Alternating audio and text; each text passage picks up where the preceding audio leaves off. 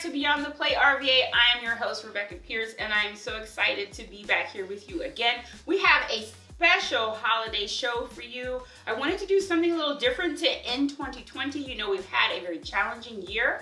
So I wanted to lighten up some things. And so I have brought with me today a special guest. I'm so excited about her because once I give you her name, you will be familiar with her. Ladies and gentlemen, I want to introduce to you Denise Bell.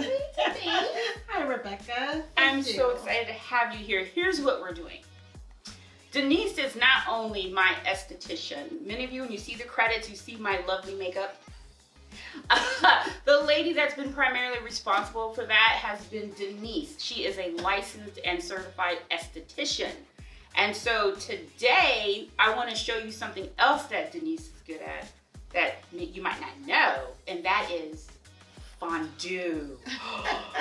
Oh my gosh. So we're gonna like get into all that about what all of this is, because honestly, as I've told Denise before, I'm from the hood. I don't know nothing about no fondue. I don't know what it is. I've never heard of it.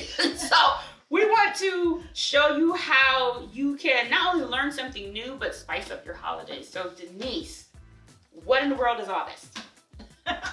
What do we have here a variety of fondue pots. Okay. Yeah, fondue became really popular in this country and other countries in the 70s. Ooh. But the story of fondue actually goes back maybe 500 years. 500 years? Mm-hmm. Okay, wow. Yeah, and it originated in the Alps in Switzerland. Okay. Mm-hmm. And it started to gain popularity at the end of the First World War. Okay. And at the end of the First World War, when Europe was collapsing, mm-hmm. Switzerland was still strong. Yes. And their cheese was distributed to a number of countries in Europe.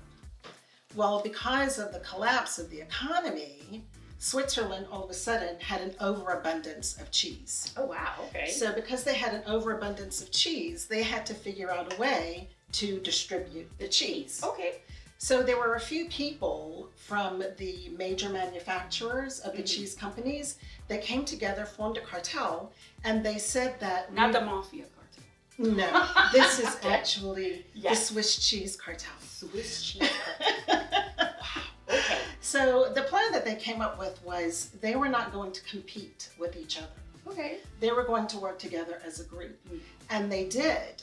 Unfortunately, when they worked together as a group, they started limiting the production of cheese from other companies. So the smaller cheese manufacturers were not allowed to make cheese. Oh, okay. It was just a small group of people that produced cheese. So that became such a big thing. In the 70s, there was such a buzz about no one being able to produce really and sell their cheese on the market until it actually turned into a lawsuit. Oh, wow. Okay. And ooh, history lesson. yes. Okay. And before it went to court, this small group of people decided to do some slick advertising and marketing. Oh. So they got some really hot little Swiss people mm-hmm. to wear outfits, Oh. and Ooh. they were like partying it up, and everybody was eating cheese from these pots. Oh. Yes.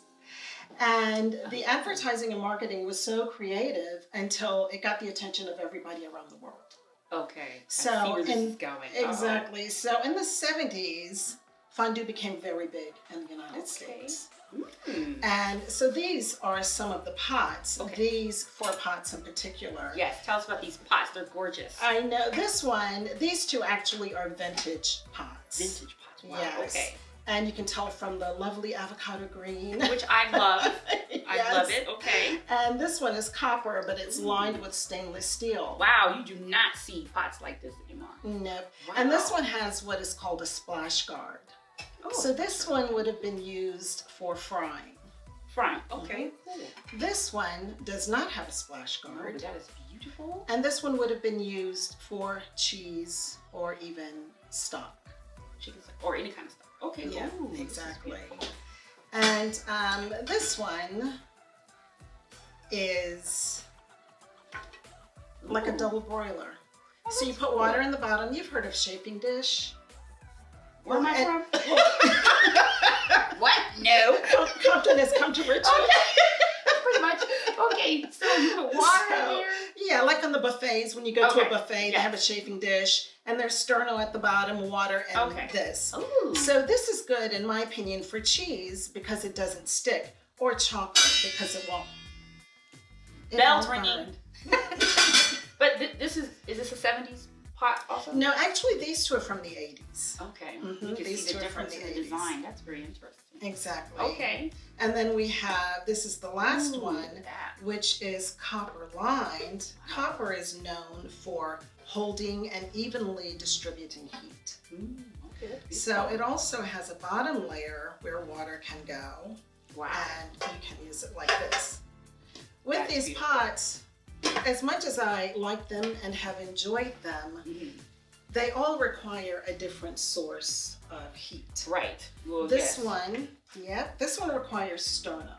Sterno. Okay. And I don't know if any of you are familiar with sterno, but it's some kind of flammable liquid. Mm-hmm. And it's a gel, actually. It's not a liquid, it's a gel. Okay. And it would go in the bottom, you light it, it burns for about 4 hours. Mm. This one requires the lovely and flammable isopropyl alcohol. We won't be using that today because I like my eyebrows. Yes. I don't have any hair, but I like my eyebrows. Okay, we're not using alcohol. Okay. And these two, you can use votives. Votive candles. Mm-hmm. Really? The problem that I have found with all of these sources is they give off a lot of soot, for one, Yes. and they give off fumes, especially when you're burning alcohol. Right.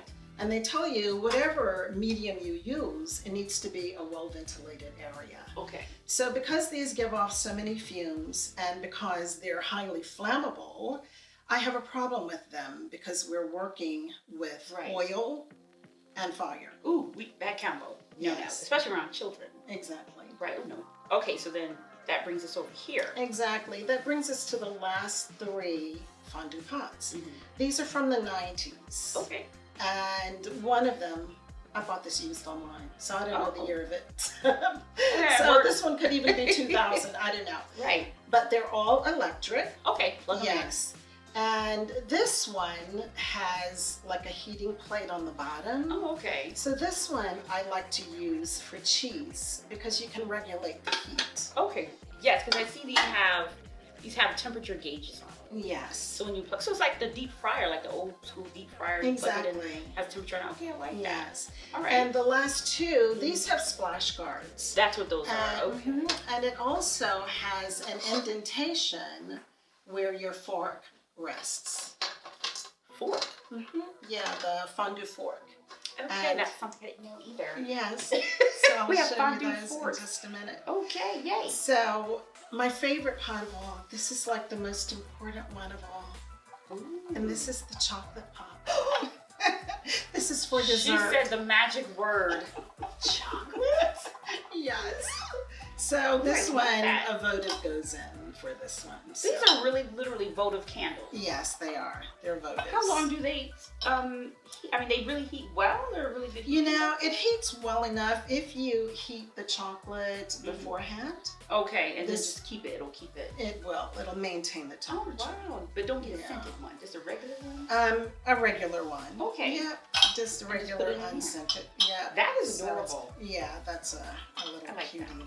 Oh my gosh. Okay. So, So fondue becomes popular in the 70s and we're now here in 2020. yes. Why, let's talk about why we're doing this for the holidays. What is like the thing that makes this perfect for a small gathering, whether you're celebrating, you know, the holidays or a birthday or an office party? Why would we want to do fondue? What? Because it seems like a lot of work, but you're going to tell us more about that. But what makes it an attractive event to have?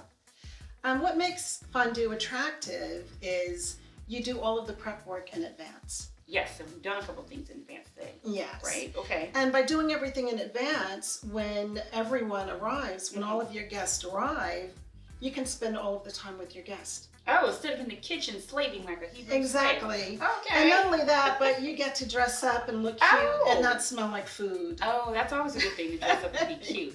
Yes. Like my lovely makeup today. My Russian sable cheeks. I could show you them. Yes. Okay, And I your love cinnamon that. hottie lips. And my cinnamon hottie lips. Yes. Okay, I love that. Yes. That's a good idea. And this is something also though, and we can talk about that's economical. So let's talk about some of the items that you purchase for this, because how expensive or how affordable, because we work really hard in the show to try to show affordability for items. Yes. How, like, what are the items that you put with the cheese and how much is it? Like, tell us the process for cooking. What is all Yes. So what we're going to do today is we're going to have an oil, a cheese, and a broth. An oil, a cheese, and a broth. Mhm. Okay, so let's... And we'll have 3 items. We're also going to have vegan options. Okay. And we will also have, in addition to the vegan options, regular options.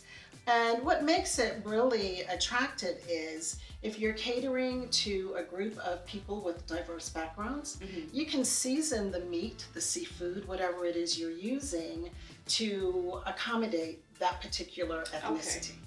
Right, so which meats are we using today? We're going to be bringing them out shortly. Which meats are we using? Yes, and so before I talk about the meats that we're using, with what I purchased today and with what has been prepared, you can do a fondue for a group of 10 to 12 people for under $70. Oh. And that's using USDA ribeye. Also, shrimp, like a 16-20 count shrimp, which means you get 16 to 20 shrimp per pound. Okay. So they're a nice size. And the shrimp is farm raised. Farm raised shrimp. I'm sorry, it's wild. Yeah, it's wild. It's not farm raised. Okay, wild shrimp. Yes. Okay. So in addition to that, we're going to have chicken. Always chicken. Yes, and I did strips for people who like chicken strips. Oh, but I also did nuggets for people who like chicken nuggets. Okay, see, that's like way too complicated for me. I'm just gonna cut up some chicken and just grab what you can. But you could do strips or nuggets. Yes. And we're talking about chicken breast that you're cutting up, right? Actually, I'm using thighs. Really? Thighs? Okay, yeah. wait, that's different. I've I never know. heard of that. Yeah, the thigh meat is denser and it stays moist longer. Wow, so okay. for a fondue, it works really well. When we prepare the shrimp and the chicken, we're going to use a tempura. A tempura is a Japanese batter. Okay. And so we're going to dip it in that and then in the oil. So in addition to the meats, we're going to have broccoli and cauliflower. We're going to... Okay. Broccoli and cauliflower, okay. Yes. We're going to have baby potatoes. Ooh, I love potatoes, starches. Yes, and corn on the cob. Way to go, my lip gloss. Yes. You can take their little niblets. Oh, the niblets. Oh, we're going to have niblets. Okay, I love it. Yes. All right. So, are we ready to get started on that? I think we're ready. We are. So let's get the food out, and as you're getting it out, I'm going to be nosy, of course, and I'm going to ask you a couple other fabulous questions. Sounds good. Yeah. Okay, so we're back, and Denise, you are making the tempura batter. So tell us how you made it. It's a cup of... It's a cup of flour, all-purpose flour. You don't want to use self-rising. Not self-rising. Yeah, not self-rising. Okay. Yeah, all-purpose. And to the cup of flour, you add a half a cup of cornstarch. Cornstarch, okay. And as your liquid, you can use a number of things. You can use sparkling water, unflavored. You can use beer. Some people use beer. Okay. I use water because whenever I've used sparkling water or I've used beer, my batter goes flat, like halfway through the event. And we don't want that. Exactly. So I use water and you just mix it up. Okay. You want to mix it to where it's a lumpy consistency. Okay, so you do want it lumpy. Okay. You do. You want it lumpy. Not smooth. Exactly, not smooth. And the lumps will break up and dissolve on their own. Okay, see, because my OCD was like, get rid of the lumps. Oh, yes. Yeah. But you need the lumps, actually. So, yeah, so you'll use, and then you just put a little bit of salt. With this particular mixture, you'll use I used about a half a teaspoon of salt. You can use a teaspoon of salt, but I've already marinated the meat. Right. So you don't need a lot of it. Exactly. The marinade has salt in Already it. in it. So now that's not regular salt, Denise. Tell us, what kind of fancy salt is that? that fancy salt is. Shall I grab it from the cabinet? Should we go to? We should go. We should go to a cabinet, or you could just tell, because you just said, I asked you what seasoning you put in. You said just a little salt, right? So I'm thinking regular table salt. Yes. But you didn't use regular table salt. No, this is a Hawaiian lava salt. Hawaiian lava salt. Yes. Okay. Is this something I can go to Whole Foods in the specialty section and find? Probably not. Okay. But you can use any kind of salt, though. Yeah, you can use any kind of salt. I use Himalayan salt. I use the lava salt. I use these different salts because they have trace minerals that you can't get in other salts. And also, these salts don't have iodine. Okay, yes, very the true. iodized salt is good, but for regular cooking, I like to use these more salts. exotic. Okay, so can you use a kosher salt? Yeah, kosher salt works. Great. Also. Wonderful. All right, let's get to it. Great. So, Denise, so we put the broth, you did veggie broth in here. Yes. All right, we have that little veggie broth going. So what's the temperature that we need to put this on? Veggie broth between 250 and 275. If it's over 275, it'll boil over. And we don't want it to boil. No. Okay, and then what about the oil? This pot has the peanut oil in it. Yes. And how long, or what temperature? Peanut oil, the smoke point for peanut oil is around 450 degrees. Okay, can we use vegetable oil or? Vegetable oil, actually, the smoke point is too low. Oh. Because when you're doing tempura, you want to cook it hot and fast. Hot and fast, okay. Yes. So you can have this up to 450. If you have like 6 forks in there at one time, you may want to turn it up higher so that it maintains a good cooking temperature. But if it's just a couple of forks, you may want to turn it down to like 400.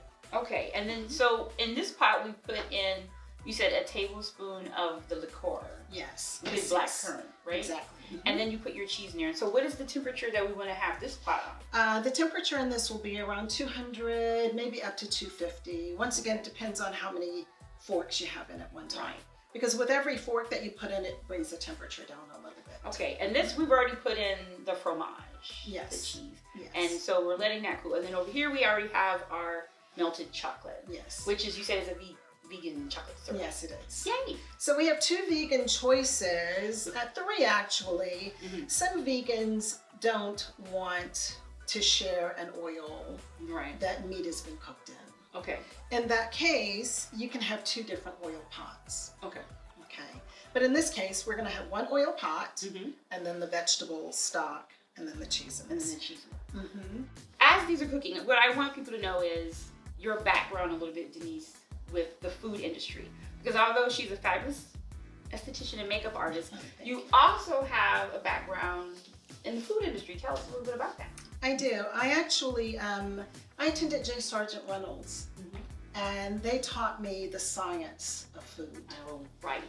And that was really a wonderful experience. I was actually enrolled in the hospitality industry course there. Yeah. And so we learned all sorts of things about food.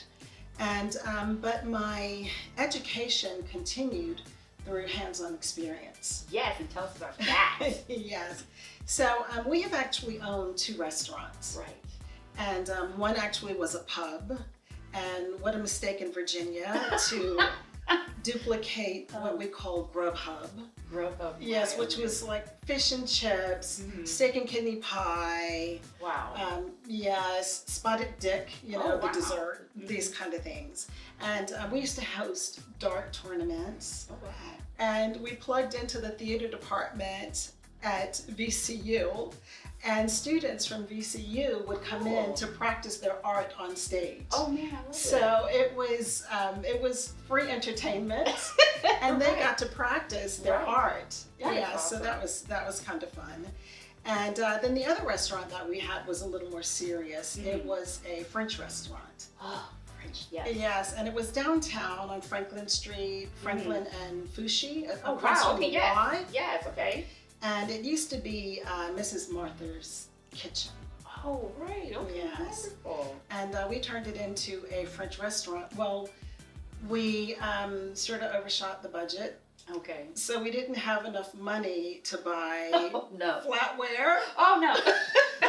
What an experience. Okay. I know. So I made all of the tablecloths. Oh, by hand? By hand. Wow. I know. I made the curtains. You made the curtain. Yes. I told you she has many, many talents. All right. So we purchased chairs. Tables were there, but no chairs. So we purchased chairs. So we had chairs of like 8 different varieties. Oh no. Oh my goodness. So each tablecloth was different. Each chair was different. Wow. All of the flatware was different. It was Oh like my a gosh. hodgepodge. It was sort of like shabby chic. Wow. So how did you go from food to skincare and makeup? You know, the food industry is tough. Yes. I spent 10 years doing that. Wow. And 10 years, but 12, 14, 16 hours a day. Right. Because the French restaurants, we hired a chef who graduated from the Edwardian Institute of Hawaii. Wow. Right.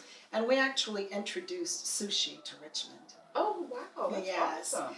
And it was kind of it was a cool little place because we had a wine cellar. Okay. And we had beers from around the world. Oh wow. Yeah, those were my heathen days. So she said her heathen days. Okay. Okay. But the restaurant business is tough. Right. You know, so I wanted to do something different. Well, prior to going into the restaurant business, I had lived in DC.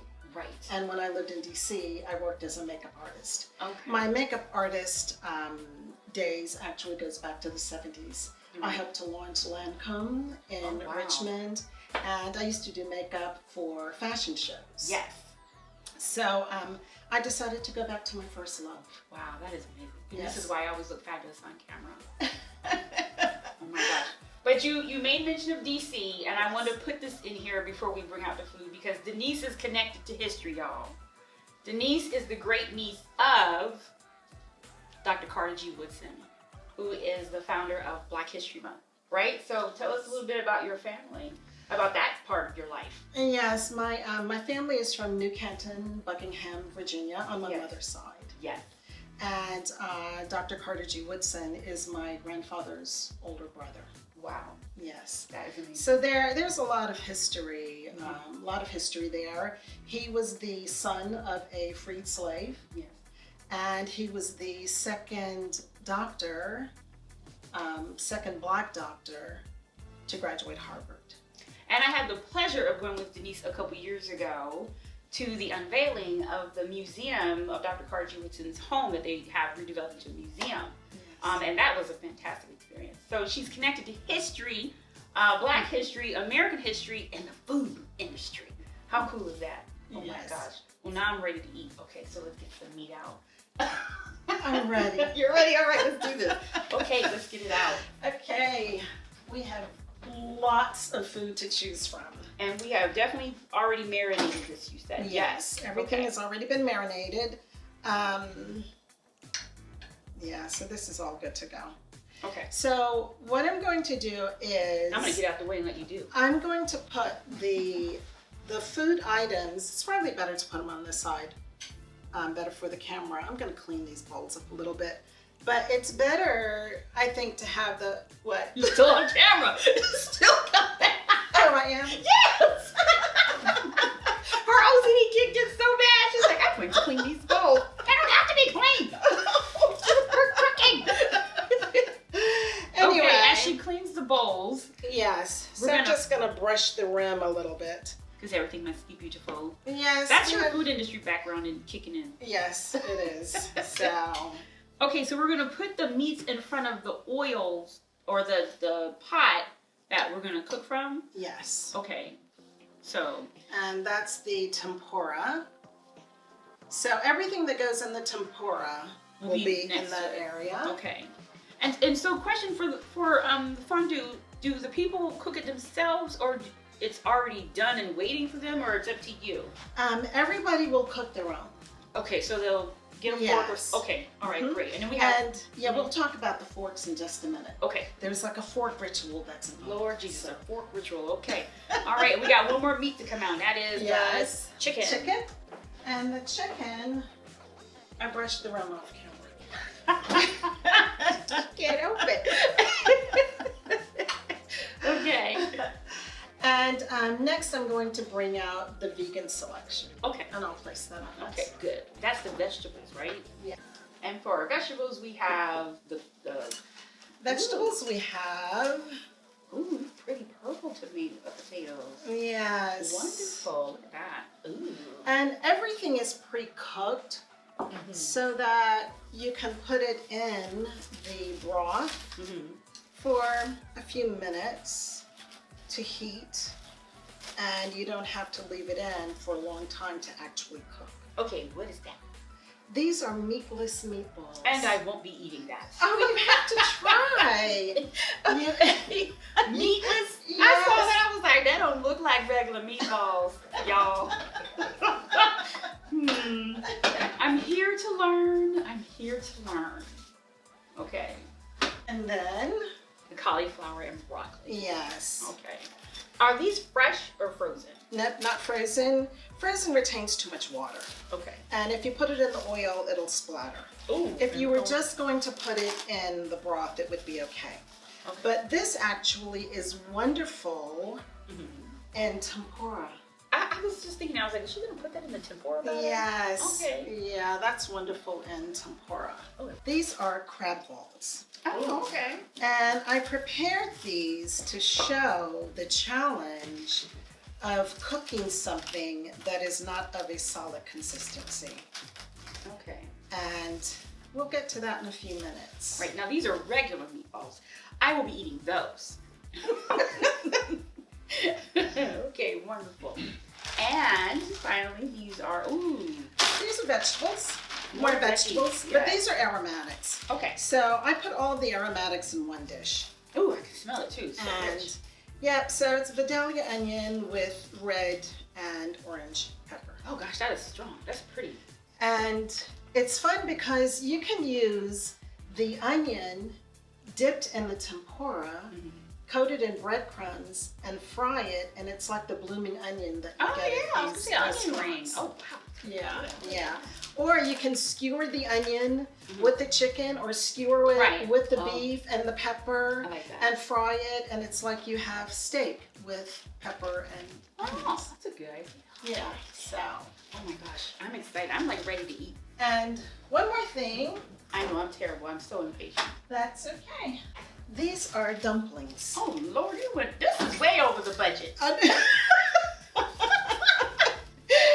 you won't have to cook at home for a day I or will not be so. cooking. Ooh, what kind of dumplings? It's actually Thai basil dumplings. You did not make those. No, I didn't. Okay, I was getting ready to say. Okay. I'm not that good or that Okay. ambitious. Okay, Thai basil dumplings. Yeah, Okay. so these are Thai basil dumplings. And these can go in the broth or in the oil. Okay. They're really good fried dumplings. Okay, look at So that. we'll have that. Oh my gosh. Okay, and so we're back, and as you can see, we have the table all laid out. But before we get into our final adventure, I want to know a little bit about the sauces you just laid out. Yes. So the sauces, we have 4 different sauces. And as I mentioned before, because we live in such a diverse time and people with different backgrounds, it's good to have sauces that represent the different backgrounds and to accommodate the different varieties of food. Right. So we have a dipping sauce for the dumplings, Okay. and it's soy with sesame seed oil and a little bit of wine. Okay. We have a marinara for the meatballs or for the steak, you know, Right. whatever you want. Okay. This is a barbecue sauce. There's an interesting story with the barbecue sauce. Okay. One of the chefs that we hired was from Buckingham Palace. Ooh. And several of his recipes I held on to. Okay. And this is one of the recipes. Wonderful.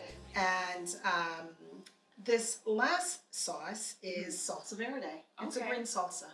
And that can go in any of the dishes, I guess? Yeah, really the meatballs, if you wanted to have, you know, Okay. because you can fry the meatball, you can dip it in the cheese, and then you can put the salsa verde. Okay. And it has sort of like a Mexican flair or a Spanish flair. Oh my gosh. Okay. Yes. So we have everything that you want. We've got our vegetables, we've got our meats and our chicken and our aromatics and our bread and our pieces. And are we ready to go?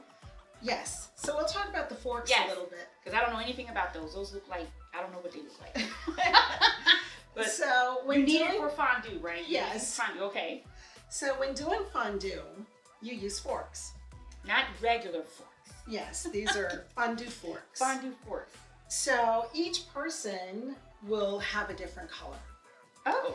So, and the color is on the end. So Okay. here we have orange, yellow, blue, we have green and red.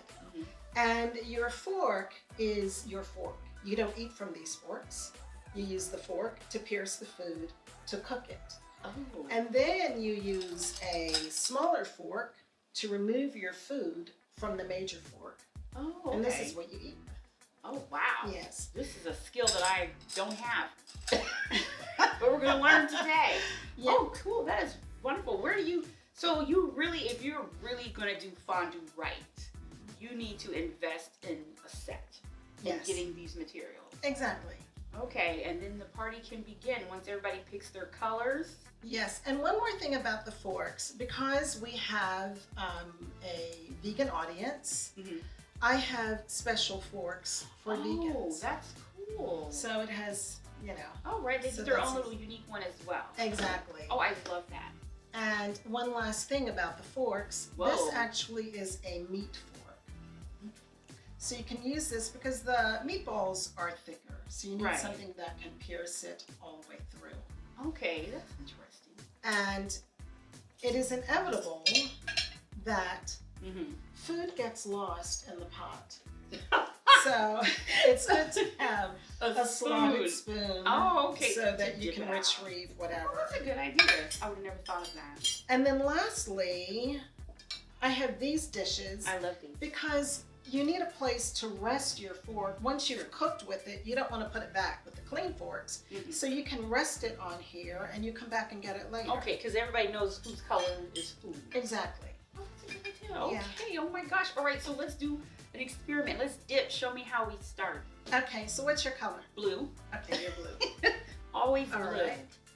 So I'll get you started with a couple of blue Ooh, forks. so mine are blue. Look at that. And I'm going to be orange. Okay, she's Okay. orange and I'm blue. So what we're gonna do, let's do something simple first. Yes. Let's start with the bread. Okay, so we So you poke the pierce bread. it Okay. and you just put it in the cheese and you swirl it around. Ooh. Yes. Put it in the cheese and swirl it around. Oh, wow. There's a little fork for you. And I got my fork. And I use my fork to push it off. Uh-huh. Yeah. Ew. And then like I said, this is a rest for your Mm-hmm. fork because you'll come back and you just eat. And then you just do that with everything? Just, wow. Yeah. So you have a number of people, everybody's milling around, everybody has a fork, they're dipping, they're eating, and chatting at the That's same good. time. Oh. Okay, y'all. Well, I'm gonna start dipping. And hope you enjoyed this food. This has been awesome, Denise. Thank you. I'm so excited about that. And guys, you know, if you want to try the fondue adventure, we'll have Denise's information, of course, on our credits. You can always reach out to us. I think this is a great idea for a quick holiday party. You may not be able to have your entire crew with you, but if you have, you know, just for your family, you want to do something special, unique, and different, why not try the fondue? The kids would love it. It's fun for the kids to try something different. Yes. And you can take a trip around the world with your food, Yes. right? Thank you so much, Denise. You're for having us. welcome. This was so awesome. You're welcome. We'll see Thank you guys next time on Beyond the Plate RVA. Bye. Bye.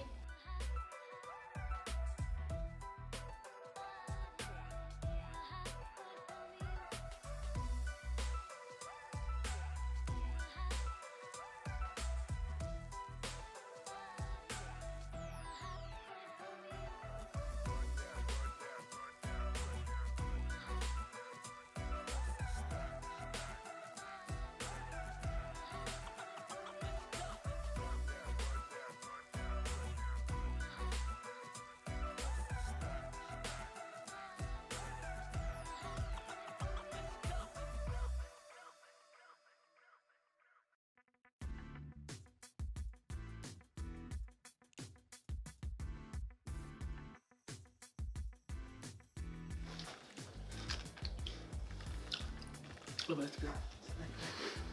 That's good. I never thought about chocolate and pineapple. Yes. Oh, that's delicious.